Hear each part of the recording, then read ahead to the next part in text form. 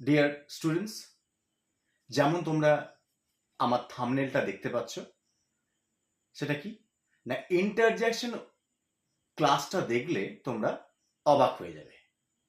তাহলে ইন্টারজেকশন এমন একটা পার্টস অফ স্পিচ যেগুলো দিয়ে এই যে অবাক, এই যে বিস্মিত হওয়া, এই যে আনন্দ, ঘৃণা, দুঃখ, এই সকল আমাদের যে আবেগগুলো, সেই আবেগগুলো যে ওয়ার্ডগুলো দিয়ে আমরা এক্সপ্রেস করি, প্রকাশ করি, তাকেই বলে ইন্টারজেকশন। ঠিক আছে? বাংলা যেগুলো হাই, দারুণ, চমৎকার, উফ, এই যে শব্দগুলো, এই শব্দগুলোকে ইন্টারজেকশন বলে। তো পরীক্ষায় কেমন করে আসবে না, পরীক্ষায় তোমার ড্যাশ দিয়ে দিতে পারে যে ইন্টারজেকশন ওয়ার্ড বসাও, এরকম হতে পারে। বা ইন্টারজেকশন ওয়ার্ডটা দিয়ে দেবে, তলায় দাগ দিয়ে দেবে, দিয়ে বলবে এই ইন্টারজেকশন ওয়ার্ডটা কি এক্সপ্রেস করছে, অর্থাৎ কোন আবেগটা, কোন ফিলিংসটা, কোন ইমোশনটা এক্সপ্রেস করছে। আমরা দুটো দিয়েই আমরা প্র্যাকটিস করব। তো প্রথমেই আমরা ইন্টারজেকশন ওয়ার্ডগুলো, তাদের মিনিংগুলো জেনে নিই। তো দেখো, প্রথমেই আমাদের লেখা আছে, দেখো, অ্যালাস। আহ বা অ্যালাস, এই শব্দ দুটো আমরা দুঃখ, গ্রিফ, সরো, দুঃখ প্রকাশ করতে আমরা ব্যবহার করি অ্যালাস। ঠিক আছে? তারপরে দেখো হুররে। হ্যাঁ, আমরা ছোটবেলাতে খেলাতে জিতলে কি বলতাম? Hip hip hurray. তো এই হুররে শব্দটা আমরা কি করি না, আনন্দ প্রকাশ করতে, জয়, এক্সাইটমেন্ট, এই অর্থে আমরা প্রকাশ করি। তারপর দেখো ব্রাভো। এই ব্রাভো শব্দটা আমরা সাবাসী অর্থে, হ্যাঁ, কেউ ভালো কাজ করেছে, দারুণ কাজ করেছে, তাকে সাবাসী দেওয়ার জন্য, যেটা ইংরেজিতে বলে অ্যাপ্রুভাল, হ্যাঁ, এই সাবাসী দেওয়ার জন্য আমরা কিন্তু এই ব্রাভো শব্দটা ইউজ করি। আবার ফি।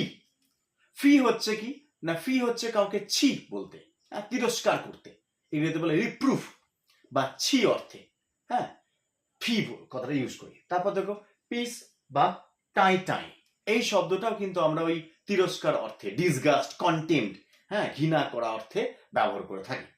আর কি হাস বা হার্ক। হাস কথাটা কখন ব্যবহার করি? যখন আমরা অ্যাটেনশন বলি, এদিকে মন দাও, হাস। তাহলে এই হাস বা হার্ক শব্দটা আমরা অ্যাটেনশন অর্থে ইউজ করি। তাহলে এইগুলো বোঝা গেল, এইগুলো হচ্ছে আমাদের ইন্টারজেকশন ওয়ার্ড, এগুলোর মিনিং গুলো বোঝা গেল। এরপর আমরা প্র্যাকটিসে যাই। দেখো দেখো প্রথমটা যেটা লেখা আছে, dash we have won the game, আমরা ম্যাচটা জিতে গেছি, খেলাটা জিতে গেছি। তাহলে এটা আনন্দের বিষয়, তাহলে আমরা খেলা জিতে গেছি, আনন্দের বিষয়, তাহলে আনন্দ প্রকাশ করতে গেলে আমরা কি বলবো? হুররে। তাহলে আমরা আনন্দ প্রকাশ করার জন্য এই হুররে শব্দটা ব্যবহার করলাম। ঠিক আছে? এরপরে দেখো dash my grandfather is dead, আমার ঠাকুরদা মারা গেছে। তাহলে মারা গেছে, অবশ্যই এটা দুঃখের বিষয়, তাহলে সরো বা গ্রিফ প্রকাশ করবে, তাহলে কি হবে? অ্যালাস। অ্যালাস শব্দটা আমরা ইউজ করলাম এই দুঃখ প্রকাশ করার জন্য। তারপরটা দেখো dash you are a liar, ছি, তুমি একজন মিথ্যাবাদী। তাহলে এই যে ছি শব্দটা ইউজ করার জন্য আমরা কি বললাম? রিপ্রুফ অর্থে আমরা ফি কথাটা ইউজ করি। ঠিক আছে? এরপরে দেখো dash you have done well, বাহ, তুমি দারুণ কাজ করেছো। তাহলে যে সাবাসী দিচ্ছ, সাবাসী দেওয়ার অর্থে আমি কি বলেছি? অ্যাপ্রুভাল। অ্যাপ্রুভাল অর্থে কি না, ব্রাভো। ঠিক আছে? তারপর দেখো ড্যাশ দ্য বেবি স্লিপিং, তাহলে চুপ করো, বাচ্চাটা ঘুমাচ্ছে, তাহলে হুশ, দ্য বেবি ইজ স্লিপিং, তাহলে হুশ, দ্য বেবি ইজ স্লিপিং। তাহলে দেখো এগুলো আমরা কিন্তু ইন্টারজেকশন ওয়ার্ড দিয়ে ড্যাশ পূরণ করলাম।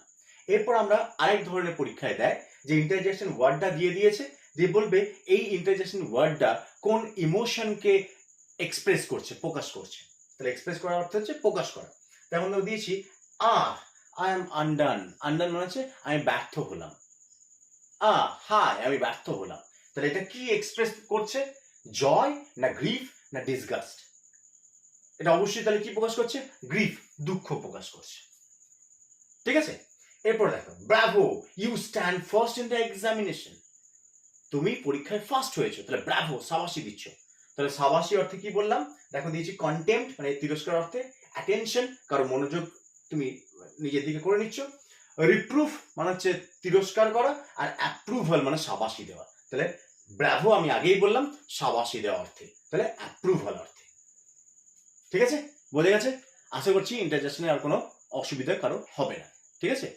Thank you for watching.